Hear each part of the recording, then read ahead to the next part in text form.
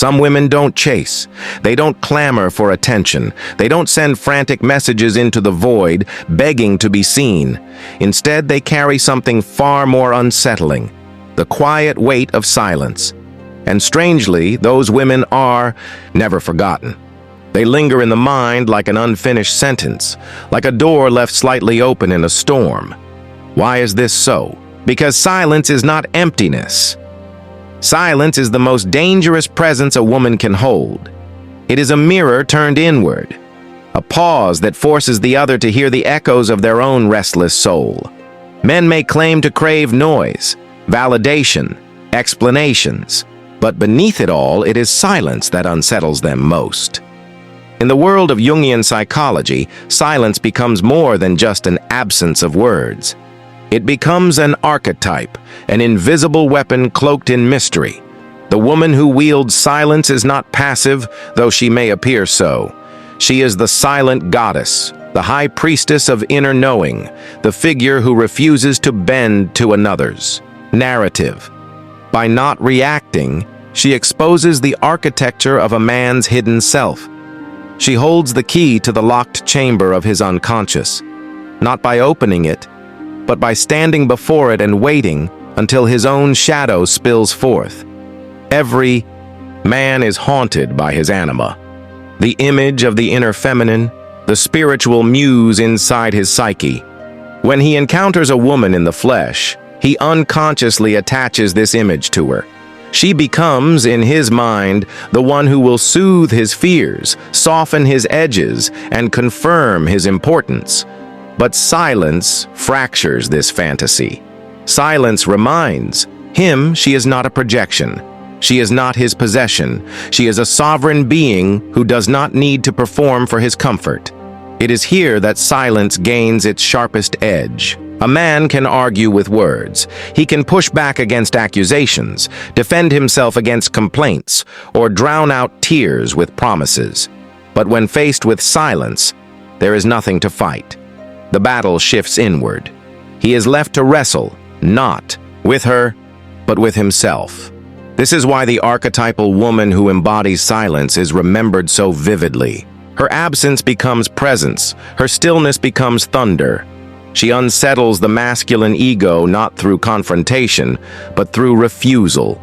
In not chasing, she awakens the deepest chase of all, the chase within his psyche, as he runs from his shadow only to find it waiting in every quiet moment. And so, silence becomes her throne. Not the silence of submission, but the silence of sovereignty. The silence that says, "I am not here to fill your void. You must confront it yourself." The man's unconscious behavior and collapse of projection.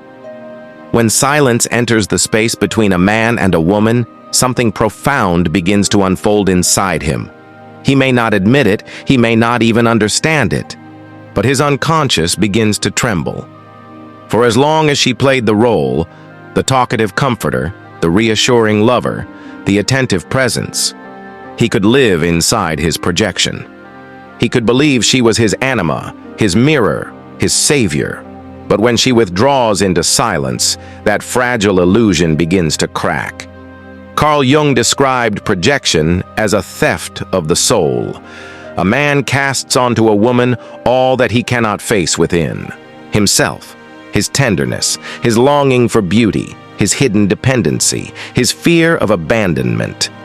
She becomes the stage upon which he acts out the unfinished drama of his inner world. But silence is a curtain drop. It ends the play. It leaves him stranded in an empty theater, staring at himself in the dark. In this moment, his ego panics. His mind races. Why isn't she speaking? Why isn't she explaining?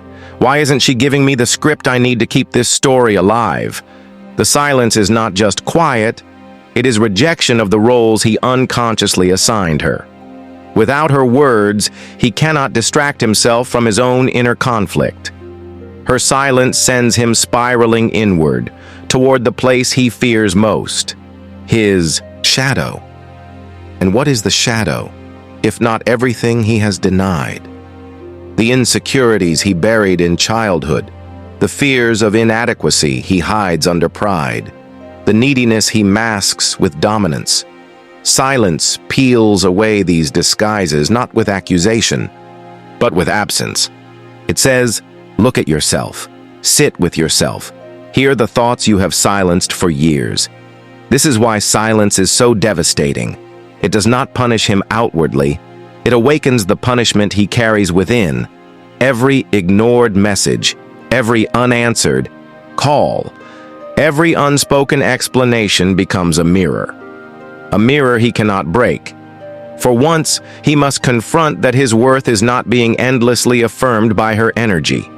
For once, he feels what it means to be without her attention. At first, he may grow angry. He may call her cruel, cold, manipulative. He may accuse her of withholding. But beneath the anger is fear. Fear that she has seen through him. Fear that she has slipped beyond his control. Fear that she has become her own, and in becoming her own, has withdrawn the anima projection he depended upon. And so silence becomes his teacher, though he will rarely call it that. It teaches him that no woman can permanently play the role of his unfinished soul. It teaches him that his shadow cannot be silenced with affection. It teaches him that love cannot exist where projection rules. And for the woman, this collapse of projection is liberation. His silence-induced unraveling reveals the truth. She was never meant to carry his unconscious. She was meant to carry herself. When silence stretches between them, it does not remain a passive stillness. It becomes tension, a living force, heavy in the air, pressing into every unspoken moment. For him, this tension feels unbearable. For her, it is revelation. At first, he interprets her silence as a mistake, a passing mood. He waits, expecting her to return, to break the quiet with softness, to soothe his ego once more. But the minutes become hours, the hours become days, and what once felt like a temporary pause begins to grow into an endless echo. It is here, in the thickening silence, that the first turning point begins. The man, accustomed to her voice, her laughter, her reassurance, her explanations, begins to feel the absence like a wound. Her silence reminds him that she is not tethered to his rhythm. She has stepped into her own timing, her own orbit. And in doing so, she has shifted the axis of power. Suddenly, he is the one waiting, the one watching, the one restless in his own longing. This tension awakens the second turning point, the confrontation with his ego. His pride, which once stood tall, begins to stumble. He tells himself he does not care. He tells his friends he is unbothered. But late at night, in the solitude of his own room, he feels the truth gnawing at him. Her silence has power over him, not because it seeks to control, but because it denies him what he believes he is entitled to. And then comes the third turning point, the descent into shadow. The silence forces him to face what he has buried, the fear of being abandoned, the insecurity of not being enough, the desperation for validation that he masks with arrogance. He feels the old wounds rise again, the childhood neglect, the past betrayals, the times he reached out for love and was met with emptiness.